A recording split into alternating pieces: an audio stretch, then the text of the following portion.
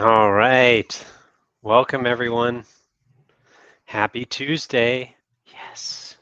Tuesdays, right? Yeah. Does it technically count as like a third of the way through the week? I mean, Yeah, we're still close of the weekend. Of course, we already passed the weekend, but we're still close. hey, it is Taco Tuesday, so I think that's worth Right. celebrating, right? We don't talk about That's that one enough. that's true. That's true. Yeah.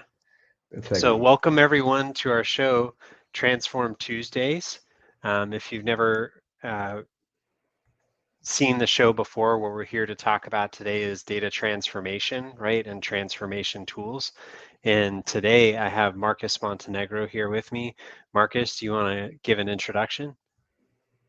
Sure. Yeah, I'm Marcos Montenegro, one of the Alteryx aces here from data mining. We have many, but I'm one of those.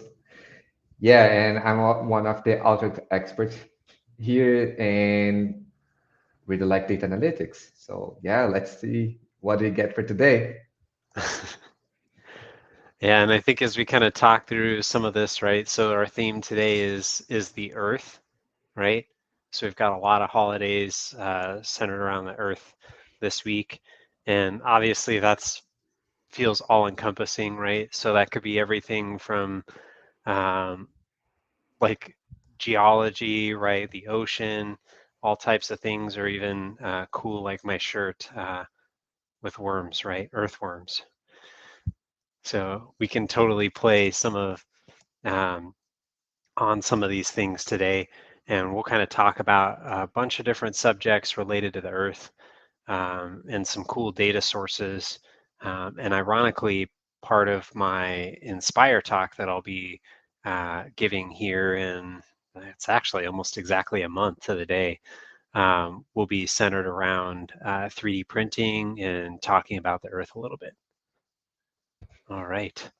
Yeah, I'm So excited to see that. And actually, that 3D printing will be something awesome to watch. So I'm going to be there. I'm not hauling the 3D printing there, Oh sadly. man. Yeah, Oh, I that's I disappointing.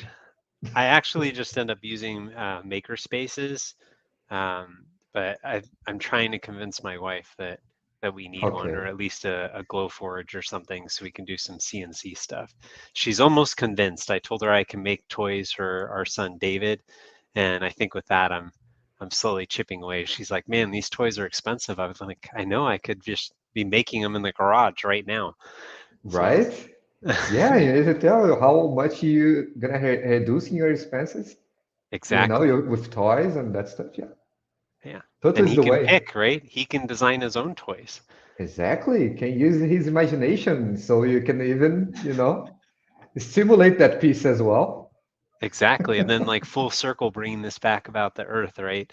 I can tell her, hey, think of how much packaging and stuff we're going to be saving because literally it's just going to come and it's going to be raw materials, right? So, Exactly. yeah, Perfect.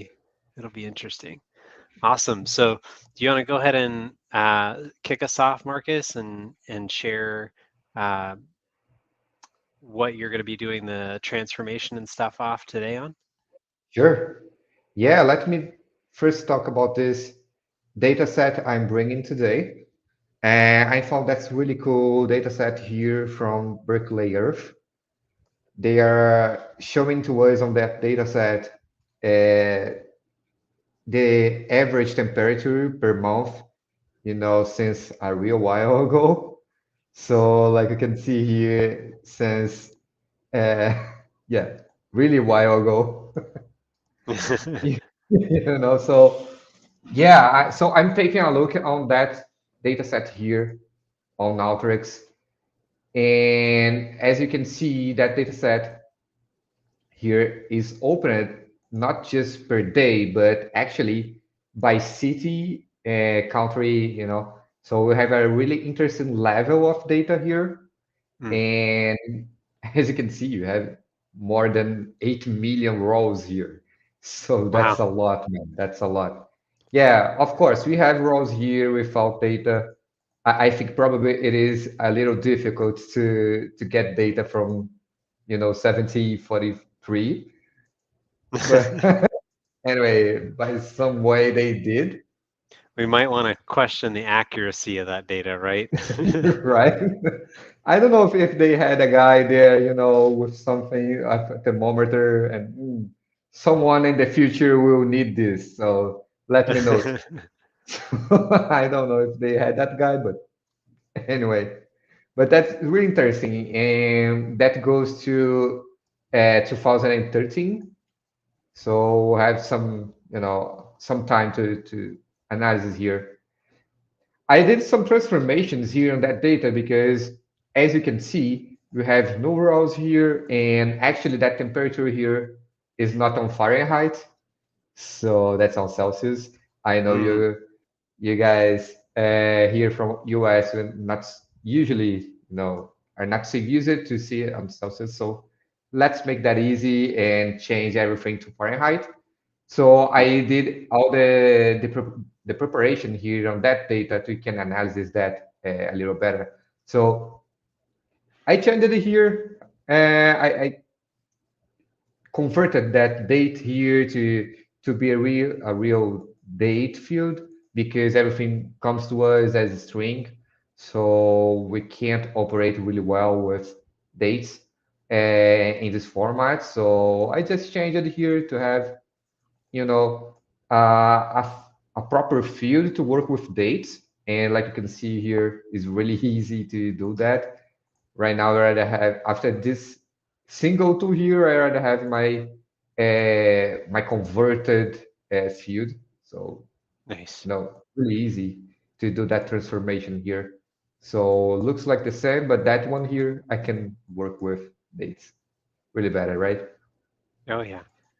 And And dates are always tricky with transformation tools, right? There's so many ways that you can handle those, and I think that's something that we take for granted in any transformation tool is that um, it's definitely come a long way over the years, right? Converting different field types and then also how they're managed, right? Because now literally you can just say, no, I want it to be readable, like I want the name of the date written out, right? Or like if you're, I don't know if they do this in, I think they do it in Brazil. We were talking about that. It's year, day, month, right? oh, Eh, okay. yeah, Yeah, and we actually, had it's the day. Actually, here's day, month, year. day, month, year, yeah. So Yes, there's so many different formats, right? And exactly. sometimes, like you'll look at it, especially at the beginning of the month, right? When it's 419, that's not too bad, right? You can tell pretty clearly. But if they were all numbers and it's like 4 6, right? You're like, ooh, I don't know. That could be a day or a month, right? Exactly. Yeah. Yeah, totally. Yeah, and looks for example, day 1st of January on 2001. Yeah, You know, exactly. what's that? What's that date? I don't know. Right? So Yeah, yeah. hopefully you can at least rely on how it was input in the database, right? So you can make some inferences, but that could Yeah. that could even mean that the database got reset, right? And then you're like, oh shoot, I don't know when that day is. Exactly. So yeah, you can face a few challenges working with dates.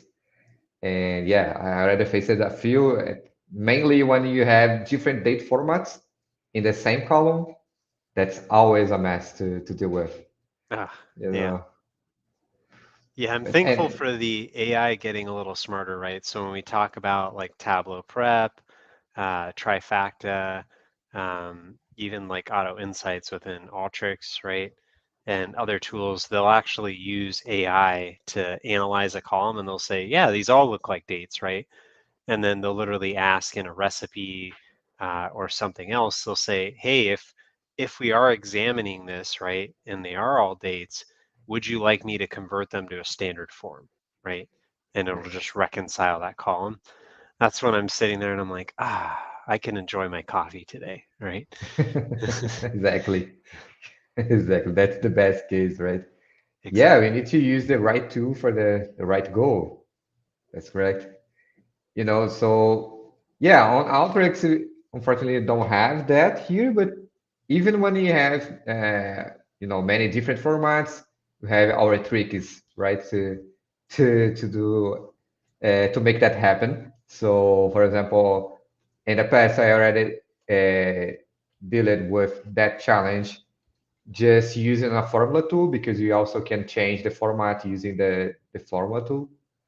So you can just use the regex match, and use the datetime format based on the regex match to see what is the format you have there and how you can convert. So yeah, it's much more difficult to do it, but yeah, we have our ways, right? We need to Exactly. be imaginative. We need to have that piece as well. Yeah, it's like So terraforming our data set, right? We've got to like make that. sure that it looks the way that we want to, so it's hospitable. Exactly. Yeah, so here I work at doing that transformation in the dates. We can work with that. And yeah, just a little other tweaks here with the date with the format for the numeric columns you have here, that average temperature Mhm. and the uncertainty as well.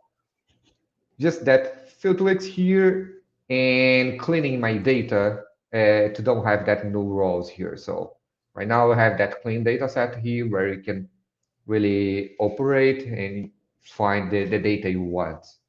Mm. So and as you can see with that three tools here, I already cleaned all my data. So I already have everything I need to start Nice. my data analysis. So That's that's impressive. I mean, I was expecting to see like a formula tool with like 50 formulas in it, and you were like, yeah, I got it all done in one tool, right?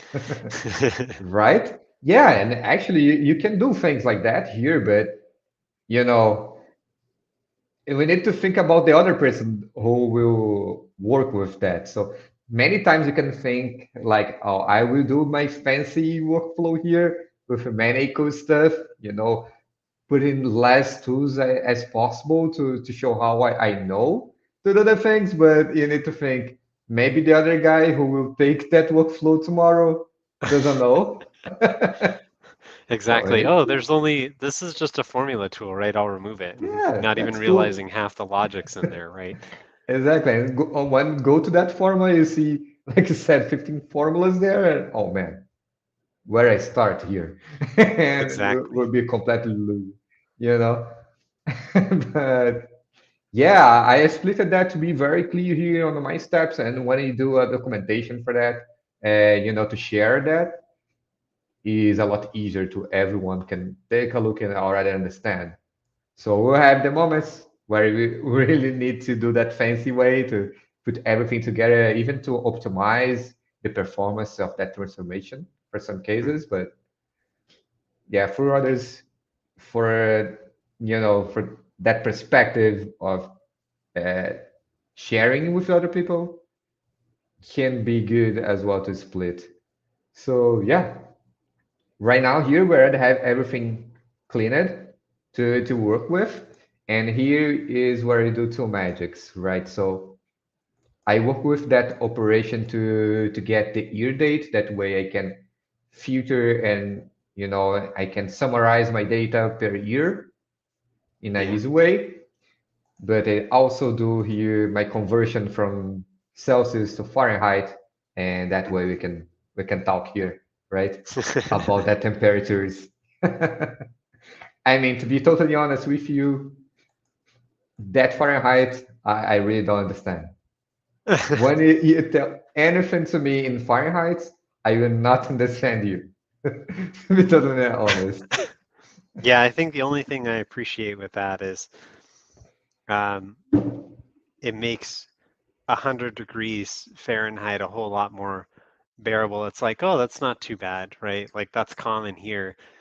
Whereas like the Celsius, I mean, you've got like half as many degrees essentially, right? When we're looking at it to do that comparison. So I on the surface, it always feels like it's more granular, right? Because you're multiplying by 1.8.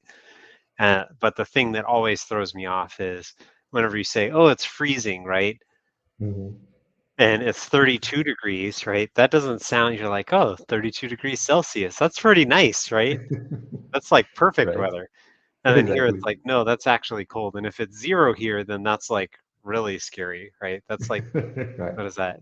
Negative 16 degrees Celsius. So yeah, Mhm. it gets pretty intense. Yeah, actually, as you said, for example, for me, 86 Fahrenheit, and I'm looking in the other screen to see the conversion because, as I Yeah. said, doesn't make any sense for me. But anyway, I am looking here. The 86 Fahrenheit is a really cool weather for me. Mm, It's like 30 Celsius.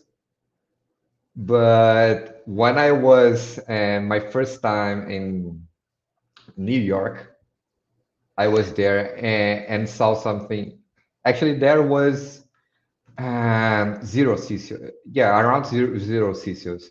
And yeah. I looked at to the thermometer and I saw 32, 33, something like that. Did you put some shorts or And something on? yeah, and that's good, man. Yeah, I just live in the airport. Yeah, that's all fine.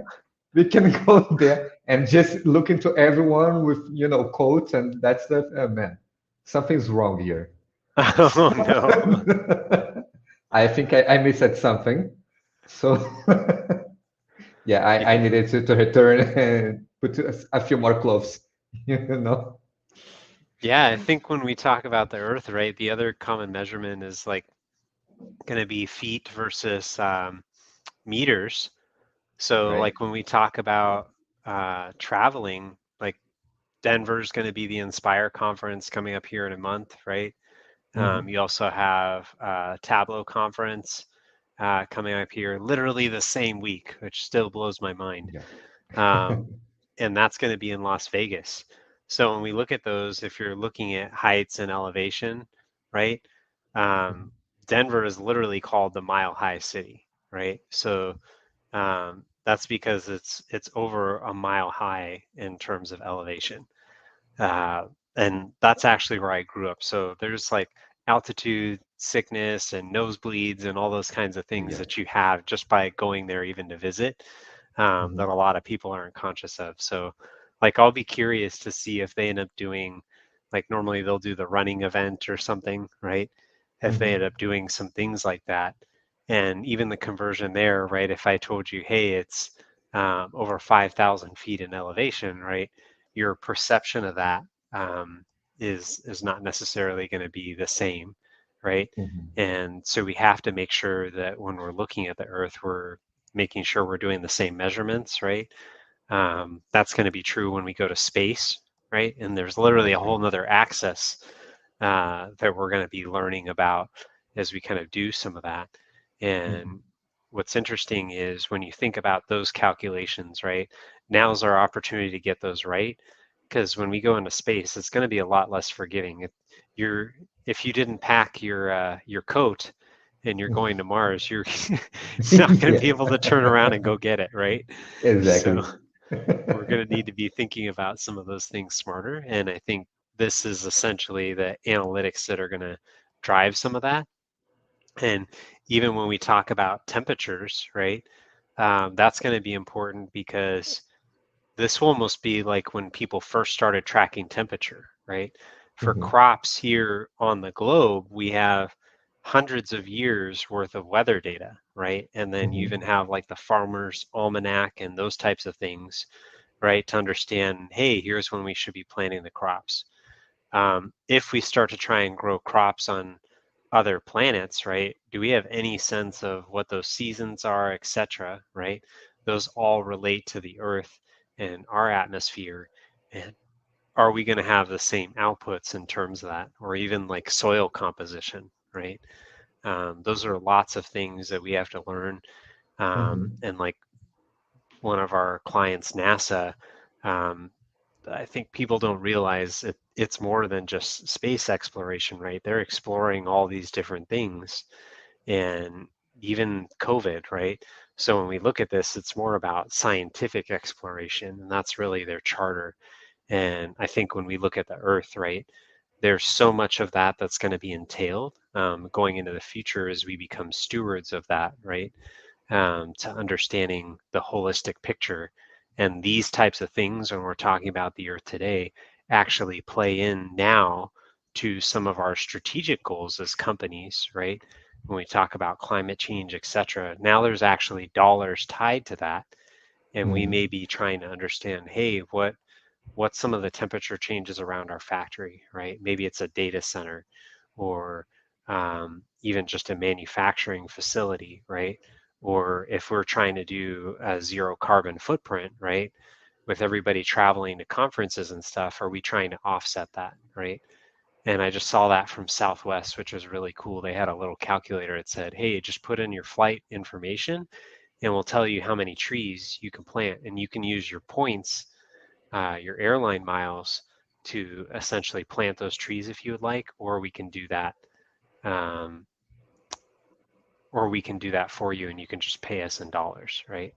So that's Exactly. literally like a conversionary aspect between points and dollars.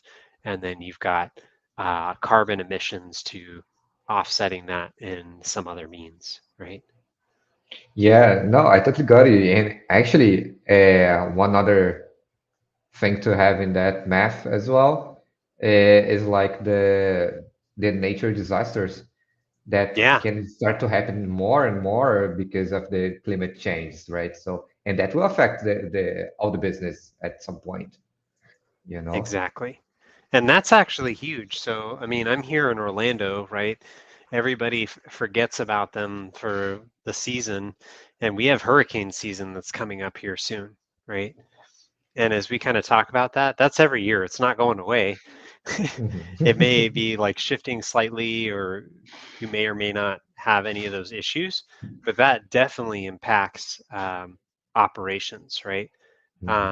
And doing some of those things, like we've worked with some CPG companies, consumer packaged goods, right? Mhm. And there's simple things, right? So even if you're talking about making bread, we Mhm. think is bread is like, oh, okay, well, what would you need to be concerned about with bread, right? Well, typically bread is literally taken to the store within the same day or at least the same week and is distributed, right? Mhm. So the inventory is a very quick turnaround. So if all of a sudden it stops, right, that can mean your output for the entire week is gone. And then even when we talk about that, right, the hurricane may not hit that specific location, but when we're looking at weather data, right, there's actually, depending on which API you're pulling from, there's literally like just under 1,000 variables related to weather. So it could be humidity, right? Mhm. Um, the air quality, etc. Those things factor into making bread, right? So if a hurricane Mhm. comes, all of a sudden the humidity could go up. And when you're doing large recipes, that may affect how much water you put in, right? Because you don't want to end up with soggy loaves. Because if it's soggy, either you're not going to be able to sell it at all, or when you put it on the shelf, it's not going to last as long because it has more water content in there and it's more likely to get moldy, right? Mhm. So those are simple examples as we're looking at this, where like we may be looking at that and saying, okay, can we impact our operations by using data that's here from the earth, right? Because we all interact with that. And then is that going to improve the quality of our operations, our ROI, et cetera? Another example of that with a bread company would also be like they have the pans that they actually make the bread in. If, for Mhm. instance, let's say the hurricanes always go like right up by Louisiana and stuff, right? So as we kind of talk about that, um, they may need to distribute that workload to other locations and shut down that location to protect it against a storm, right? When they Mhm. do that, those supplies may be like the loaf pans because literally the loaves and stuff have to cool. So you need enough materials from a supply chain perspective in order to make up that difference at your other facilities, right? And this is where some of that geolocation distribution happens. And Marcus, it's like you queued this up for me perfect because I literally have a workflow.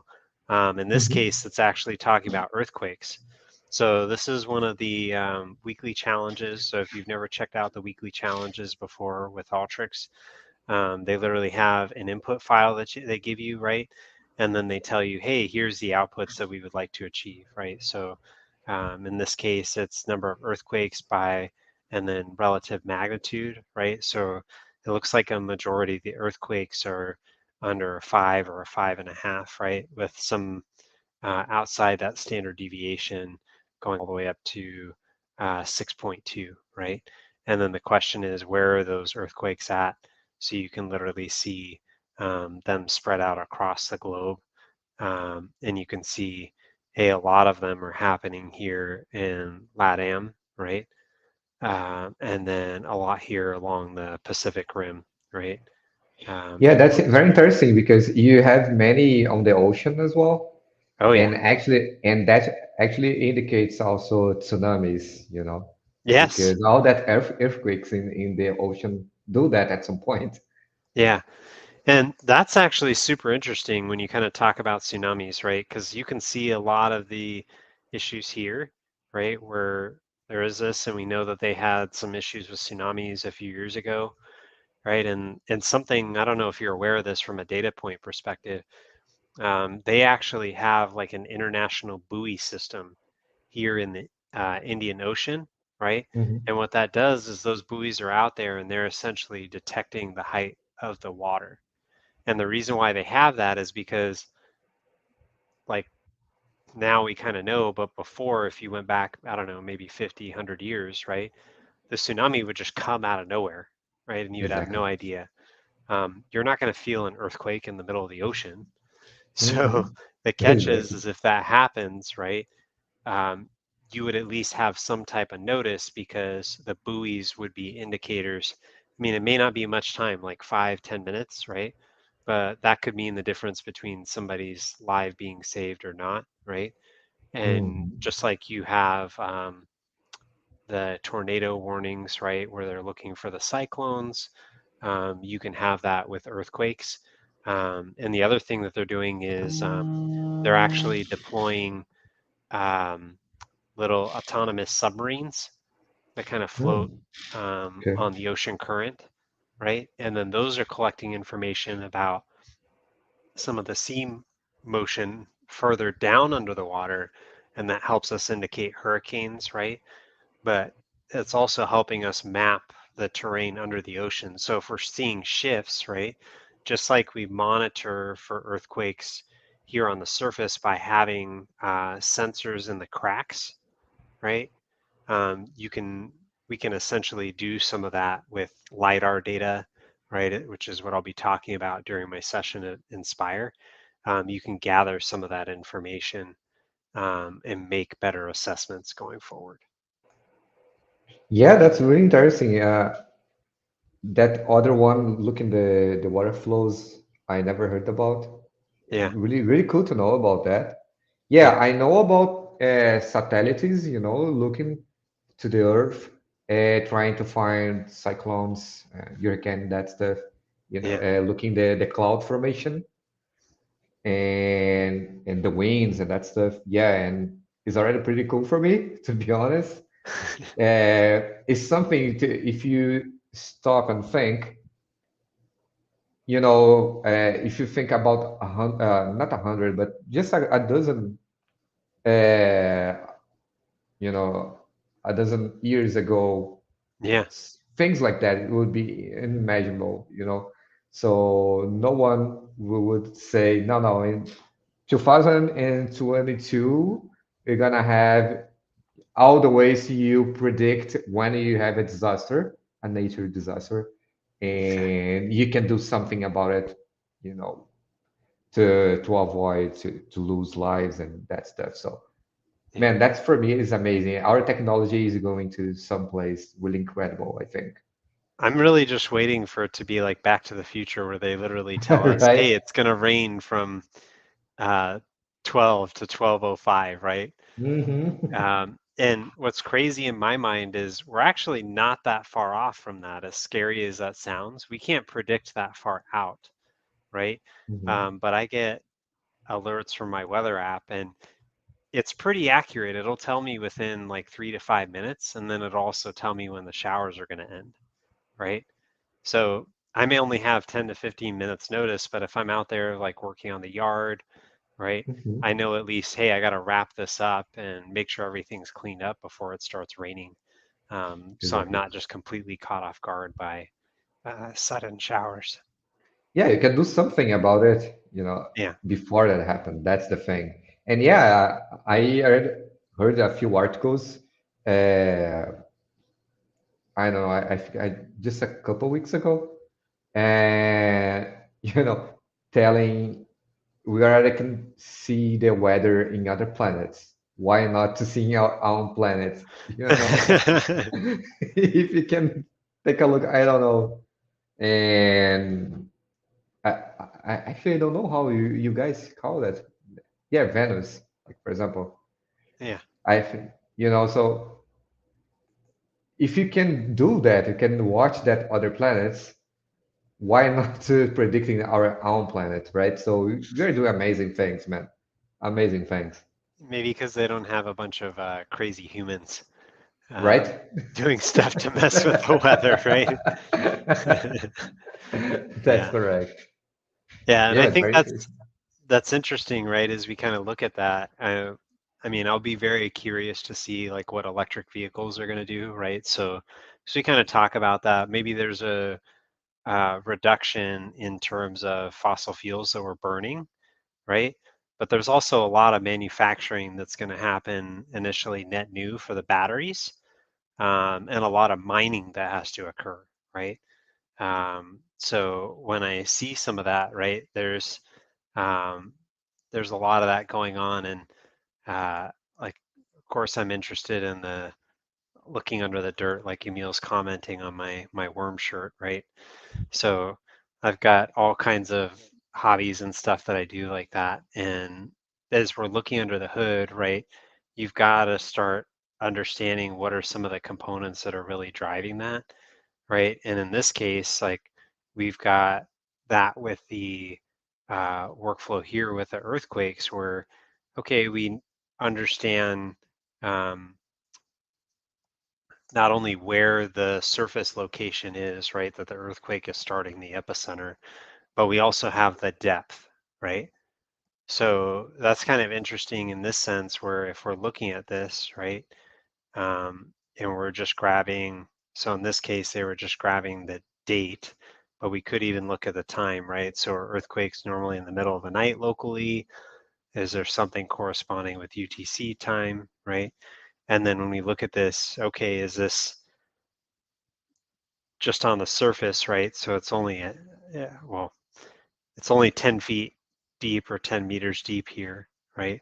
But then when we look at this, you can even see there's a couple different types that are listed here. And then also when we're looking at this, right, um, one of the questions that I have mentally, right, which I would definitely want to do some more analysis on, is if we're looking at this, are the bigger earthquakes on the surface, or is it that they are actually at greater depth, or does that not have any correlation, right? So if we were trying to do mining, right, maybe there's a lot of minerals and stuff right along those tectonic plates. So if we were to interested in doing stuff there, does that mean we should be careful on the surface and we shouldn't touch it at all, or we can only really go so deep before it causes problems? So it's just super interesting information, and you can kind of see, okay, it's also tracking what's the closest city, right? So if you were looking at this, I'd almost want to go in here and parse this and say, hey, what's the country, right? So in Mhm. Japan, most of the earthquakes occur on a Tuesday, right? There's 25 of them. So if you're trying to take a sick day or something, definitely a Tuesday is a good day. Um, and then as we kind of look here, right, it's kind of interesting. Most of the time it occurs at the beginning of the week, Yeah. right? And Iceland's on a Sunday. So um, if you're going to do a vacation, maybe away or if you live there and you want to do a vacation away, those are the better days, right? And then if you're going to those places, maybe you want to leave Wednesday and get back on a Saturday, right? So in case there is any earthquakes, you'd be less likely to be entangled in those.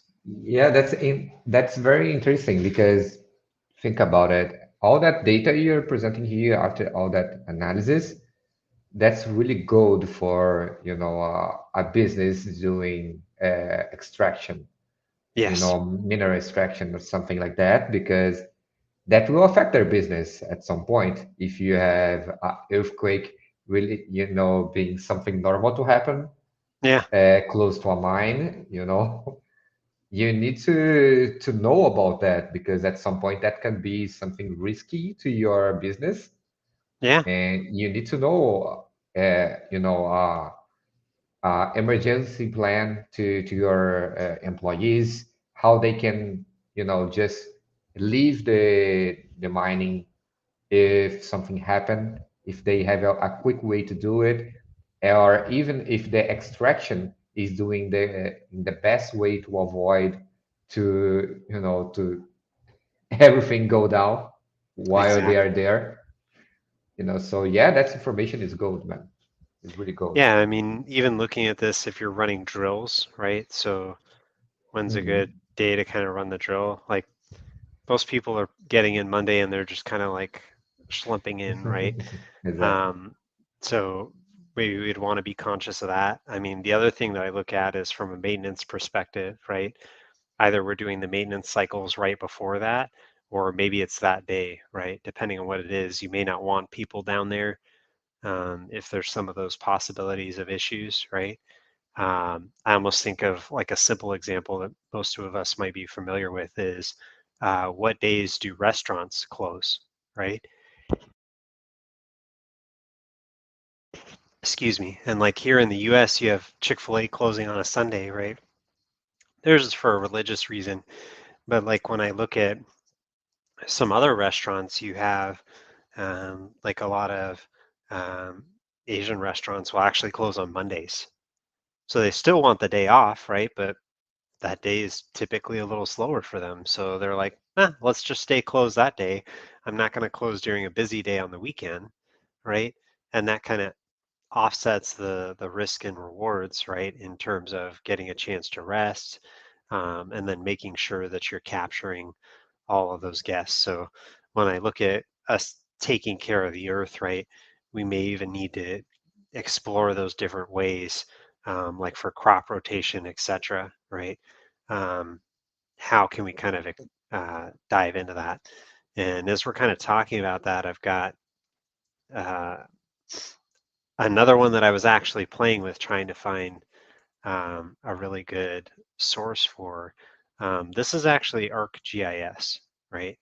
And when we talk about ArcGIS, a lot of people don't think of this being a data transformation platform, right? But you would be amazed at the depth that this has. So when we're looking at this, everybody might be like, oh, what's this area? I'll zoom out here. So this is actually Colorado.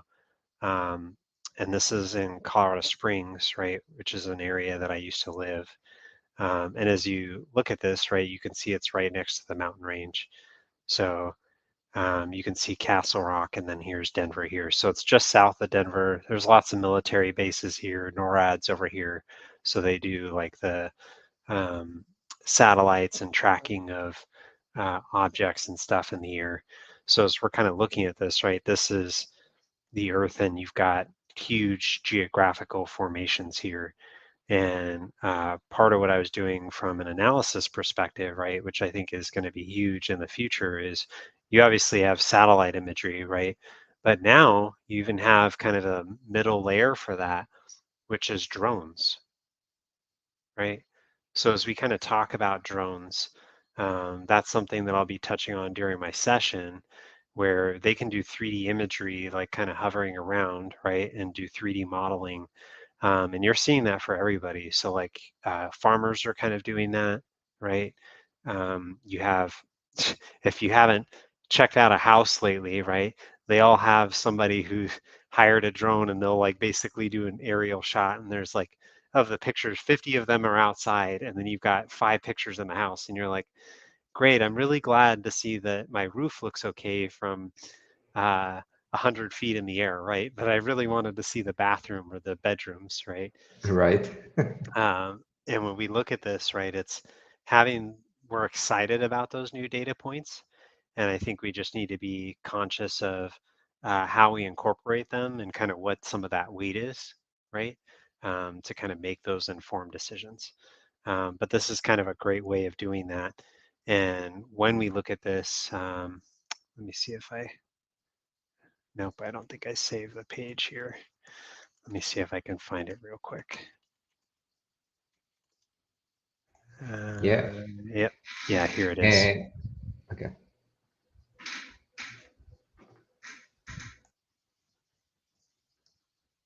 Yeah, so this is literally one where they're looking at forest types, right?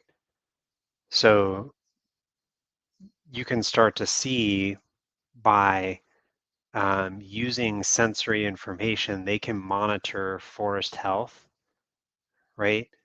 And it's not going to let me open this. I didn't set up the trial fully here. Yeah, because it's going to get, let's see if it gets mad. Yeah, so it won't let me access it because I don't have the account built out here.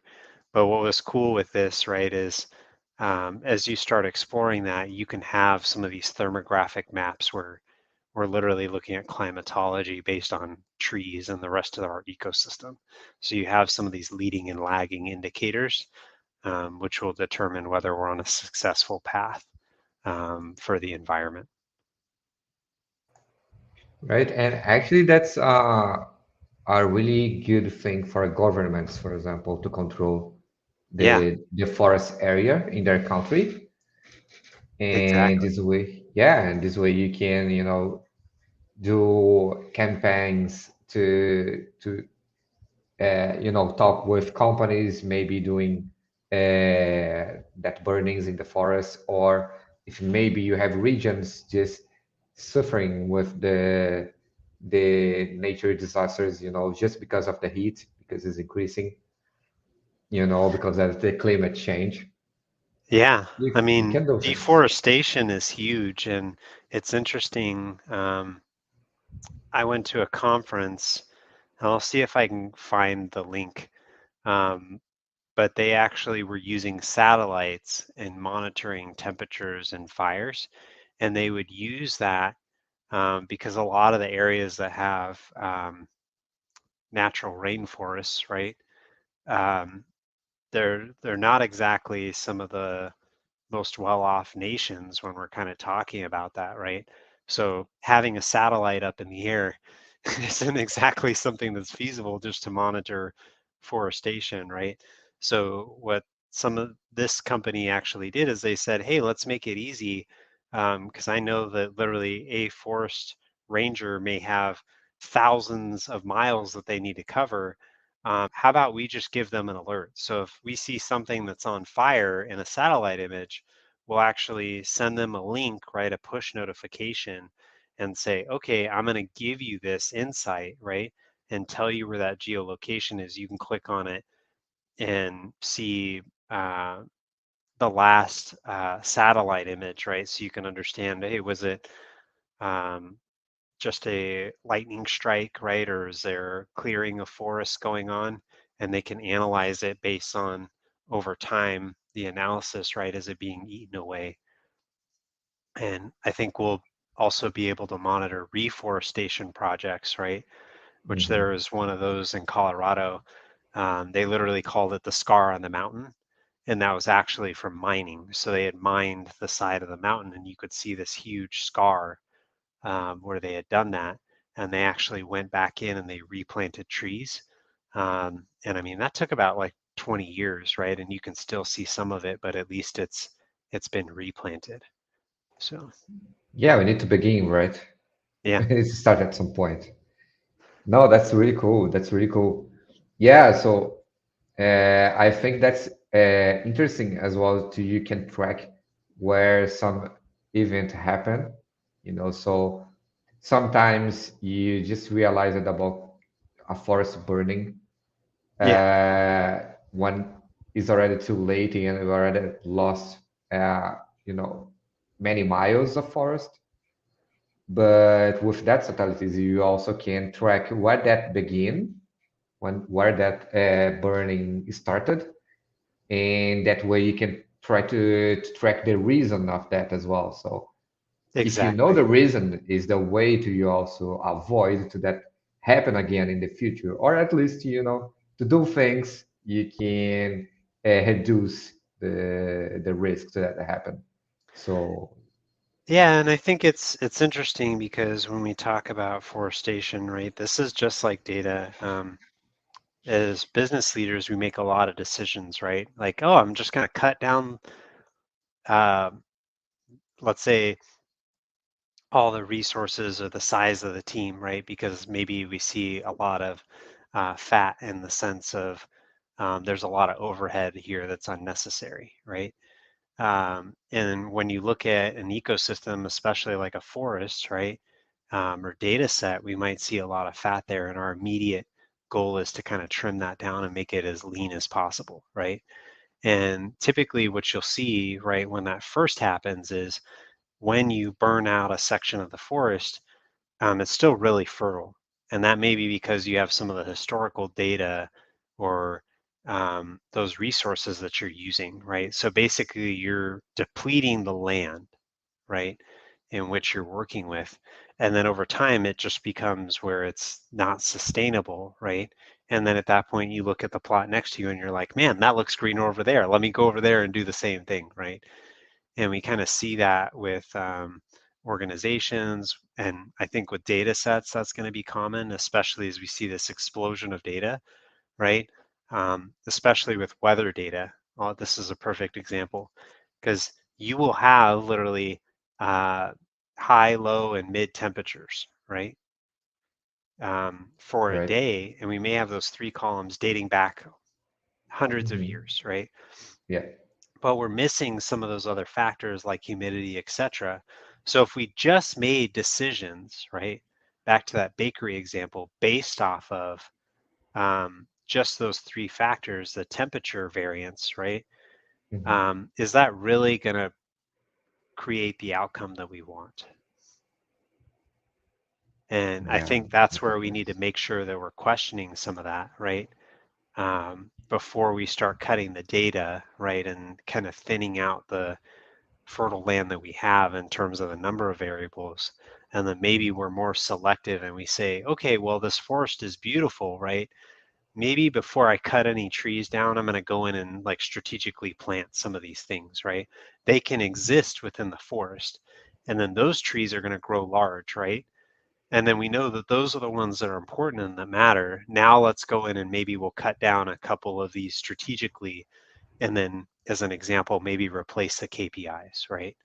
So it gives us an Right. opportunity to see those grow and understand them before we just jump to conclusions and cut them down and then aren't fully aware of um, what it is that we're going to replace it with, right? Right. Yeah, totally. You're totally right. And when you think about, taking that other parameters, not just like if we ran or not, if Yeah. you things like that. When you think about that, another thing that comes to my mind is also how that affects, the entertainment business. Hmm. Like, for example, this year we have the World Championship for soccer, Yeah. that will happen. And actually, that was postponed a few months, uh, Yeah. because of the place where that will be, because Yeah. it's in Qatar, and in the month that usually it is, will be so dry and so hot, the players can play. Yeah. So they decided to move it because will really be hard for them to play at that month. So it's not just because it's not raining; it's because it's too hot and too dry. They're not So going two to do things here. ultra soccer like an ultra marathon, like only the Right? fittest will survive, right? Yeah, it'll be just the stronger one will be standing up, you Yeah. know. It'll be like a survival mode, that soccer game, but Whoever has the better Gatorade, right?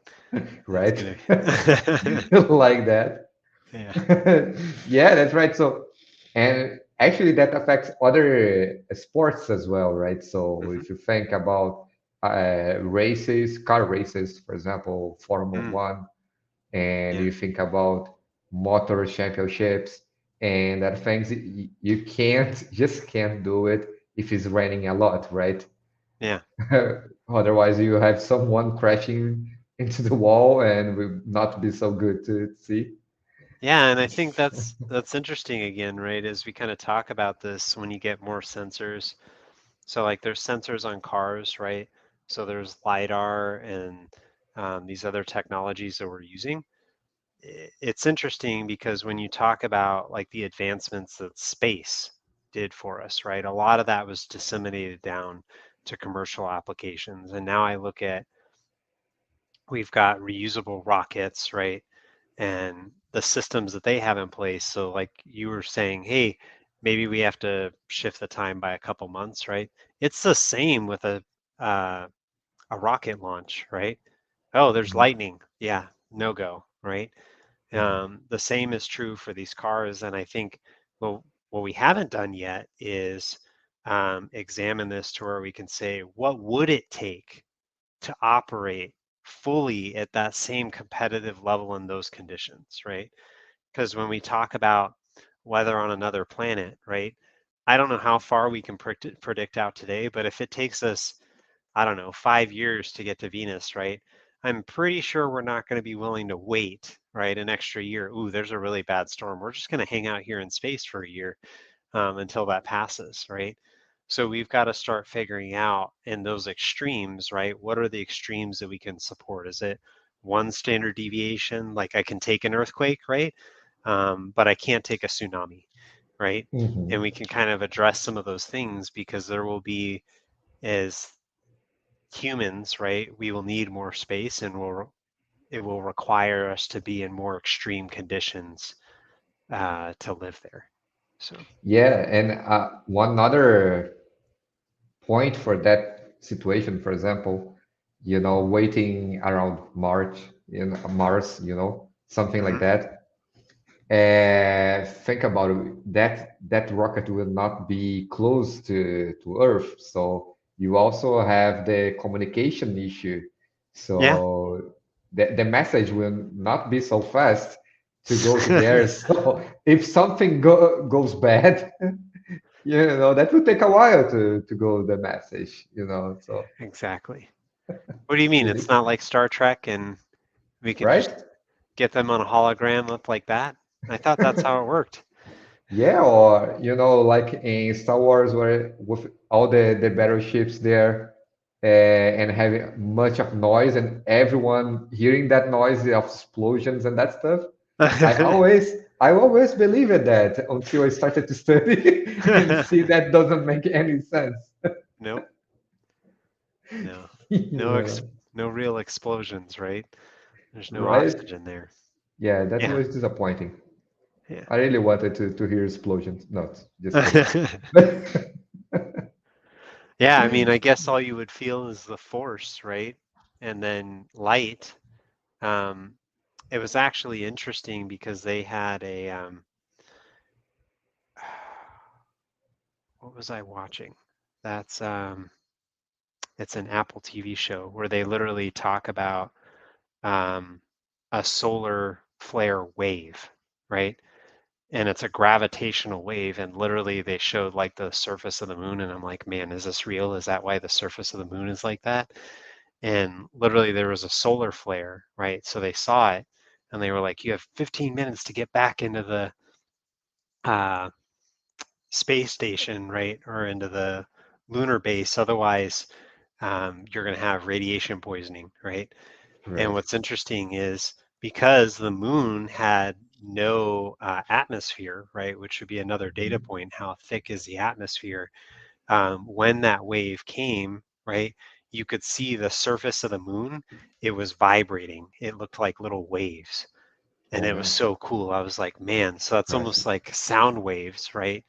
Are kind of Hmm. traveling through, and there was radiation contained in that. And it's like we don't even see that here on the earth, right? It's getting absorbed. So when we talk about all these things, right, we are assuming that we are the only factor from a data point perspective that's impacting the atmosphere, right? We're not even calculating anything that's outside, right? These external factors, meteors, all these things, right? Or maybe we're just not privy to that data. So when we kind of talk about those things, being more inclusive, I think is really going to be the renaissance that we're going to have over the next 10, 20 years, um, because we will have built up the analytics to that point. Yeah, that's impressive, man. Yeah, always when I start to hear that things from the space, I just go crazy, man. Yeah, that's impressive for me. But yeah, but it's really interesting as well how all that other things from the space affects our lives here in the Earth as well. Yeah. Because if you think about the position of the Earth, uh, you know, for example, with the moon here close to us, Hmm. and how that affects the oceans, the ocean levels, and actually that affects, you know, ships trying to go through rivers and that things, because Yep. maybe the water level is good to go from there to there, but maybe not, and you have your ship, just stop it there at the middle of the river. And something like that happened a while ago. I don't know if you saw that here in Oh Brazil, yeah. Yeah. so and stop it. And actually, not just in Brazil. I think in uh, What was it? The Suez? I think it was the Suez the Canal. yes, West, exactly. Yeah. Yeah, that happened that there as well. And any other ship was able to pass, Yeah. but just because the water level was not so high to pass there, and the guy there, driving that ship just didn't notice that and go to a place not so good to pass. So, Well, and everything like that. it's crazy because Yeah, I didn't realize when I was doing some reading on that how they stack, like in this case, it was cars, right? How they yeah. stack the cars in the ship matters, because that Hmm. weight distribution, right, can play into things because you're on the ocean, right? So Hmm. all that thing, all those factors from a data point perspective are becoming more complex. And I was just talking with Trayson about that, even packing uh,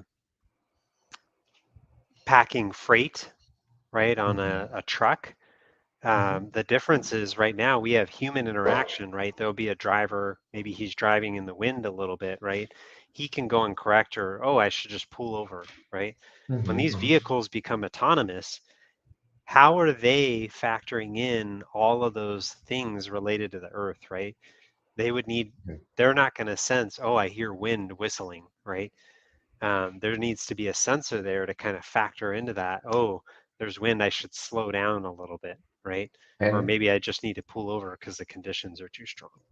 yeah, and actually also connections to other networks Hmm. to get data and notifications from other systems, Yeah. already telling them what to do. Otherwise, they will be on the dark. Well, it's got to Just be like a going. hive mind, right? So Yeah, that's almost exactly. tying into some of the topic that we have for next week, which is social media, right? So when we Hmm. talk about that, I think as humans, we're kind of learning how to interact from a hive mind perspective. And the question is, how are we going to handle some of those things, right? Is it going to be things that are destructive, right? Yeah. Um, or subtractive, right? In terms of what we're carving out, which is like a CNC machine, right? Or Hmm. carving out the earth and mining. Or is it going to be additive, right? Are we building things up like skyscrapers or what have you, right? Those, all Hmm. those things have pluses and minuses, so it'll be interesting to see how we do this. So yeah, if anyone's interested in presenting next week in regards to social media, Yamil Medina and myself will be kind of talking about that. So if you have any data transformation workflows related to that, please feel free to sign up. And we would love to have you on board and talk about that some more. Looks like we're here at time. Thank you, everyone. Thank you, Marcus, for joining me. And we look forward to seeing you next week where we'll be talking about social media. And if you haven't signed up for Inspire yet, check out our feed because we'll be there as well as at Tableau conference, right? DM us directly and if you would like to meet up or would like to see what sessions we're doing. And we can't wait to see you all there and next week, as well as tomorrow for 3 charts at 3 p.m. Happy Tuesday, everyone. Thanks, guys. Happy Tuesday.